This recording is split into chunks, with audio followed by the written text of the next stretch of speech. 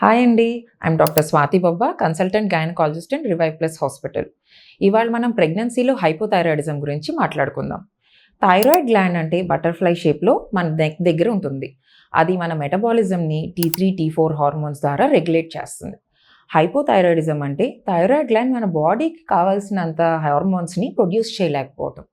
ప్రెగ్నెన్సీలో అమ్మ ఒక హెల్తే కాకుండా బేబీ యొక్క growth, brain and nervous system development కోసం కూడా థైరాయిడ్ గ్లాండ్ అనేది చాలా ఇంపార్టెంట్. ఎస్పెషల్లీ బేబీలో థైరాయిడ్ గ్లాండ్ డెవలప్ అయ్యి థైరాయిడ్ హార్మోన్స్ని ప్రొడ్యూస్ చేయడానికి ఒక 12 వీక్స్ పడుతుంది.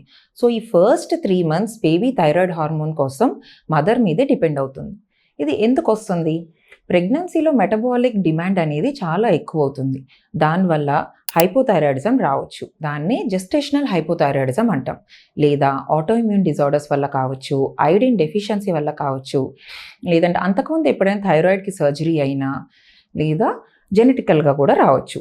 ఇది ఎలా డయాగ్నోస్ చేస్తాం?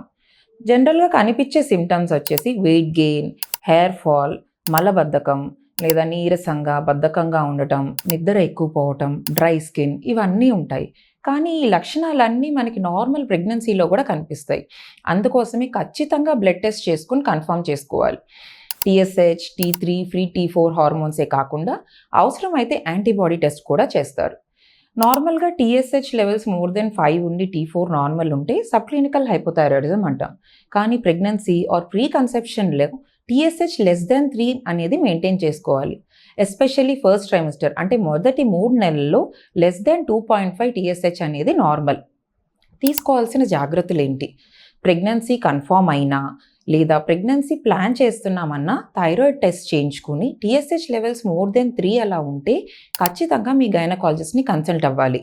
అలాగే ఐడిన్ సరిపడా ఉండే డైట్ని తీసుకోవటం, బ్లడ్ టెస్ట్ కూడా 2 to 3 మంత్స్కి ఒకసారి రిపీట్ చేసుకుని TSH లెవెల్స్ ఎలా ఉన్నాయో చూసుకోవటం. చాలామంది TSH లెవెల్స్ నార్మల్ వచ్చేసి నేను థైరాయిడ్ ట్యాబ్లెట్ మానేస్తాను అనుకుంటారు. బట్ అది తప్పండి. మీరు థైరాయిడ్ ట్యాబ్లెట్ తీసుకుంటున్నారు కాబట్టి TSH లెవెల్స్ నార్మల్లో మెయింటైన్ అవుతున్నాయి.